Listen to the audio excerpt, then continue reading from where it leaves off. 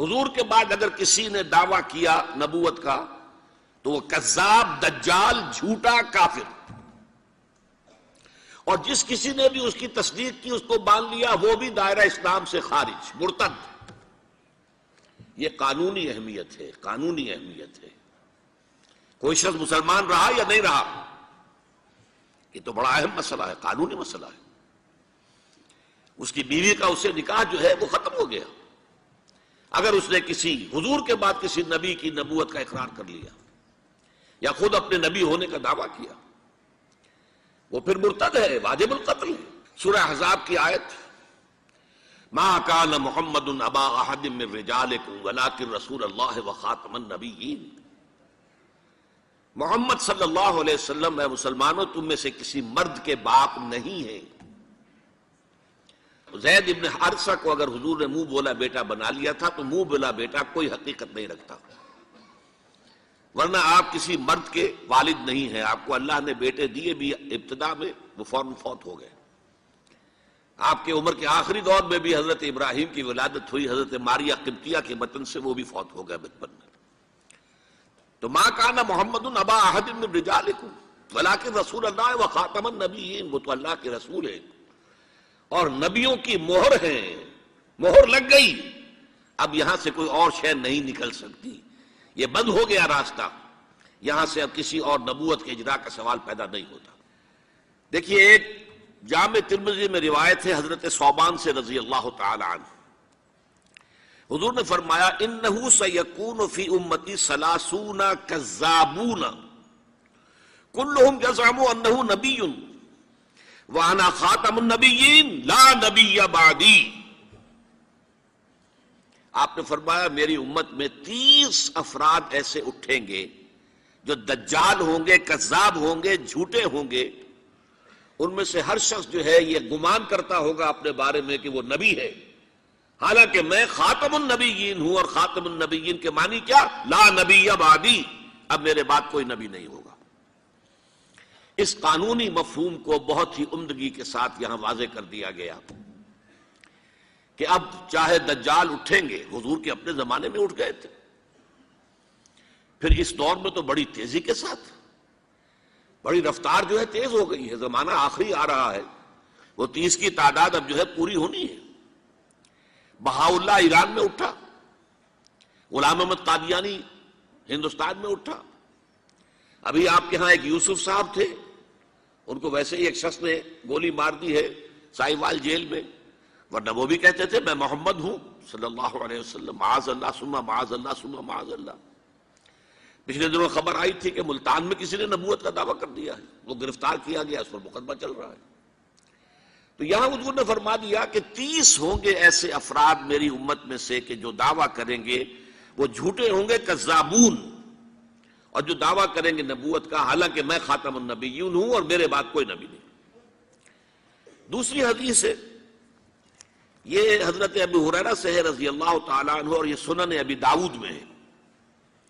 لا تقوم الساعۃ، حضور نے فرمایا قیامت قائم نہیں ہوگی حتی یخرج 30 دجالون، جب تک کہ 30 دجال ظاہر نہ ہو جائیں، کلہم یزعم انہ رسول اللہ، جن میں سے ہر شخص یہ کہے گا اور سمجھے گا کہ میں اللہ کا رسول ہوں۔ یہ دو حدیثیں ہیں لا نبی بعدی کے مفہوم کے اندر، قانونی مفہوم، جو ختم نبوت کا یہ مفہوم ہے کہ آپ کے بعد کوئی نبی نہیں۔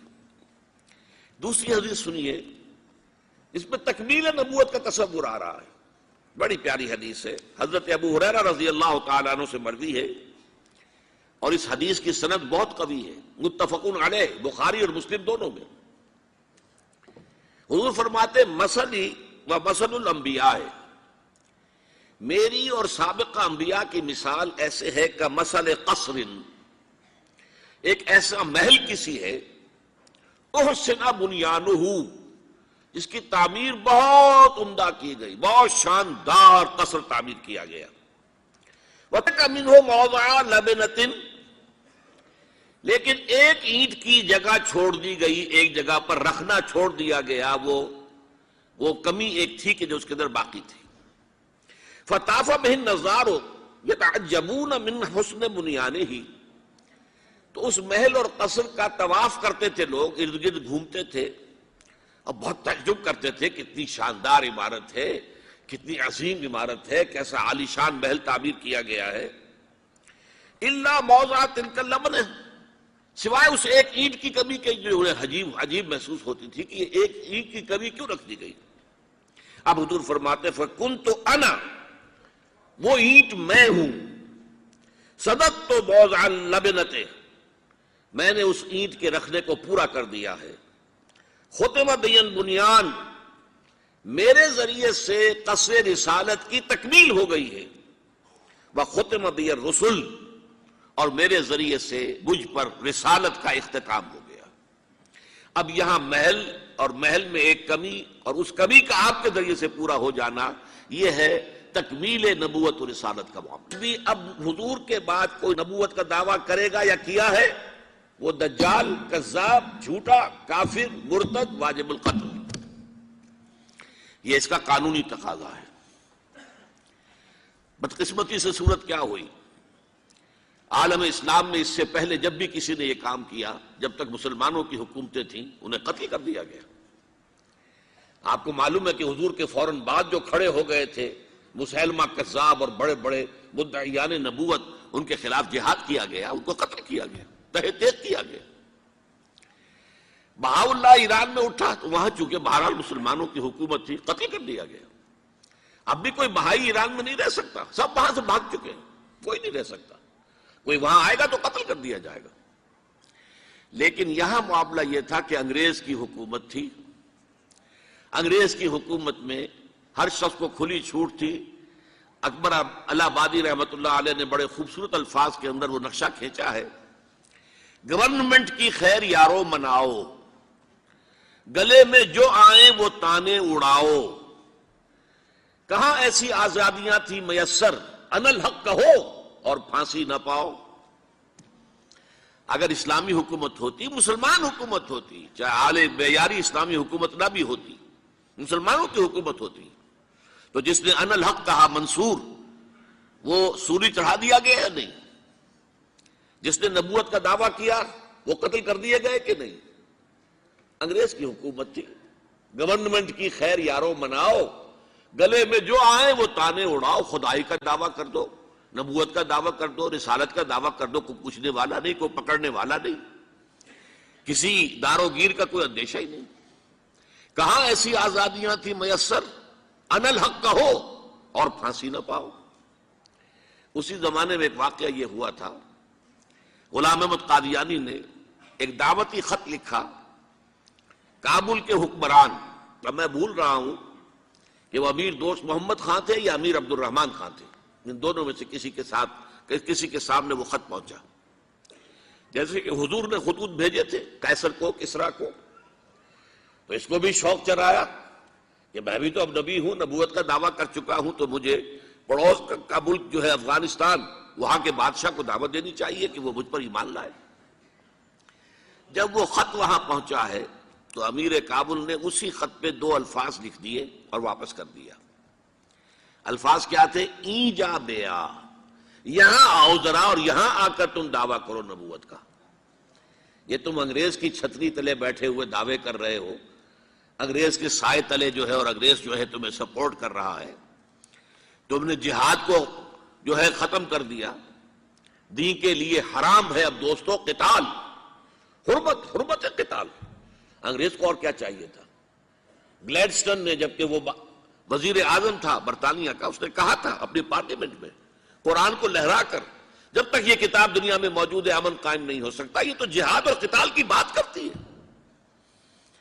تو ان کو اور کیا چاہیے تھا کہ اگر کوئی اس قتال کو ختم کر دے، منسوخ کر دے، اور مسلمانوں میں سے جذبہ جہاد اور قتال فی سبیل اللہ کو نکال دے، تو اس سے بڑی اور کیا خدمت ہوگی؟ لیکن یہ کہ اگر تمہیں یہ دعوت دینی ہے تو ذرا یہاں آؤ، ای جا بے آ، یہاں آ کے یہ دعوت دو مجھے، تاکہ تمہارے 14 طبق روشن ہو، تمہیں معلوم ہو کہ اس دعویٰ کرنے کا مطلب کیا ہے۔ لیکن ایک بات میں اب آپ سے عرض کر رہا ہوں، ہم پر اللہ کا بڑا کرم ہوا تھا، اس میں کوئی شک نہیں۔ اس ملک میں 1974 میں جو فیصلہ ہوا قادیانیوں کے غیر مسلم اقلیت قرار پانے کا، وہ واقعہ یہ ہے کہ بہت ہی مبارک فیصلہ تھا. اس کے لیے تحریک جو اٹھی وہ بھی بہت ہی عمدہ تھی، بہت پرامن تھی، بہت منظم تھی. مولانا سید محمد یوسف بن نوری رحمۃ اللہ علیہ اس کے قائد تھے. کوئی سیاسی لیڈر جو ہے اس میں نمایاں نہیں تھا، خالص دینی تحریک تھی. پھر اس وقت ہمارے ہاں حکمران ذوالفقار علی بھٹو، حالانکہ خالص سیکولر ذہن کا آدمی، اور قادیانیوں نے اسے سپورٹ کیا تھا 1970 کے الیکشن میں. قادیانی سمجھتے تھے وہ تو ہمارا اپنا آدمی ہے. لیکن اللہ تعالیٰ نے اس کے ہاتھوں لیکن بہترین طریقے سے، جس پر اعتراض کیا ہی نہیں جا سکتا، پارلیمنٹ کے ذریعے سے فیصلہ کرا. کوئی آرڈیننس نہیں تھا، کوئی حکم جو ہے، فرمان جو ہے وہ ایشو نہیں ہوا تھا، پارلیمنٹ کے ذریعے سے. اور پارلیمنٹ کی ایک کمیٹی بنائی گئی جس میں کہ موقع دیا گیا کہ قادیانیوں کے سربراہ بھی آ جائیں، لاہوریوں کے سربراہ بھی آ جائیں. یہ دونوں سیکٹ جو ہیں قادیانیت کے، پہلے قادیانی تھے، اب وہ ربوائی ہیں، ربوے والے ہیں. لاہوری جیسے پہلے لاہوری تھے، آج بھی لاہوری ہیں. ان دونوں کے سرکردہ لوگوں نے آ کر وہاں پر اس کمیٹی کے سامنے پیش ہو کر بیانات دیے اور کہا، کھل کر کہا. ناصر احمد اس وقت جو ہے خلیفہ تھا ان کا، مرزا طاہر احمد کا غالباً بڑا بھائی مرزا ناصر احمد.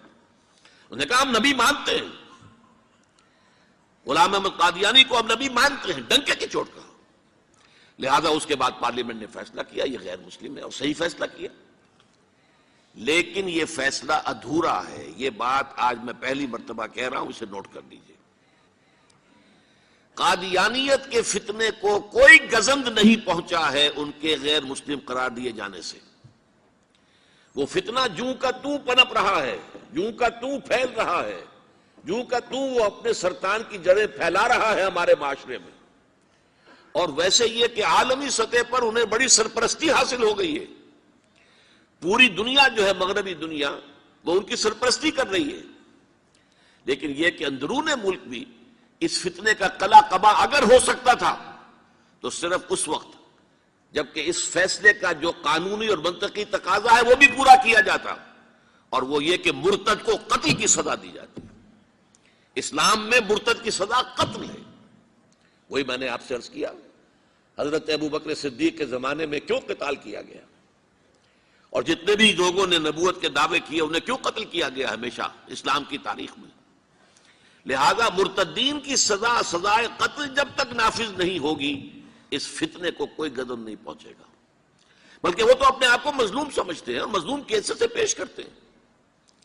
اور ظاہر بات ہے کہ وہ سارے شاعر، چاہے آپ آرڈیننس نافذ کر لیں، لیکن ان کے جمعے کی نماز ہوتی ہے.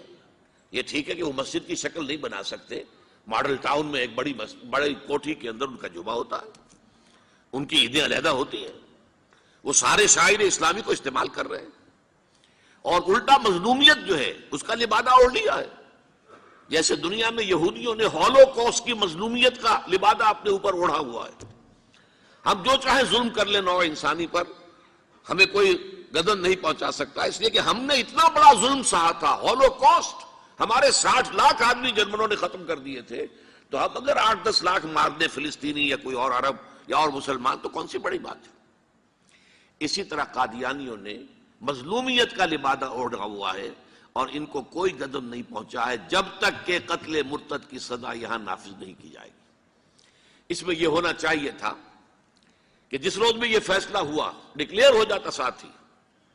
اب تک کے جو قادیانی ہیں آج کے اس تاریخ سے فیصلے سے پہلے وہ تو اقلیت قرار پائیں گے، انہیں قتل نہیں کیا جائے گا. لیکن اس فیصلے کے نفاذ کے بعد جو شخص بھی قادیانیت اختیار کرے گا اس پر قتل مرتد کی سزا، اس کی حد جاری کی جائے گی.